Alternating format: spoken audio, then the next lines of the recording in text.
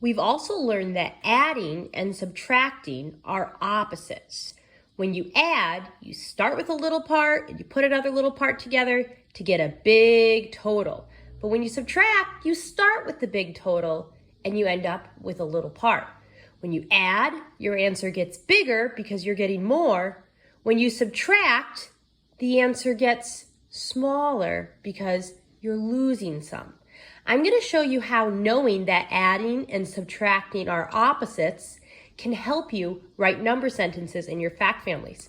So first of all, we have our little part plus little part equals big total. I have my little parts. 2 is little, 6 is little, 8 is my biggest number up here. That must be my big total. And now I need to write my other adding sentence. Well, I can't start with 2. I already started with 2 here. My other little part is 6. So I'll start with 6 here plus this little part equals big total. My big total is still 8. Let me show you now how to do this, understanding that adding and subtracting are opposites.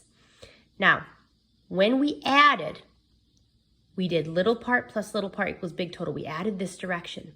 But when we subtract, we can do it backwards. We start with the big total when we subtract. Adding and subtracting are opposites. Right, left. My first subtracting sentence could be 8 minus 6 equals 2. That's the opposite of 2 plus 6 equals 8. 8 minus 6 equals 2. You see how I just did it backwards? Let's see, what would the opposite of 6 plus 2 equals 8 be? Let's go backwards. It would be 8 minus 2 equals 6. Now let me check that. Did I have big total take away little part equals little part? Yeah.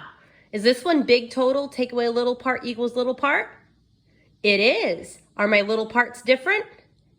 They are. Did I use just the numbers in the fact family? I did.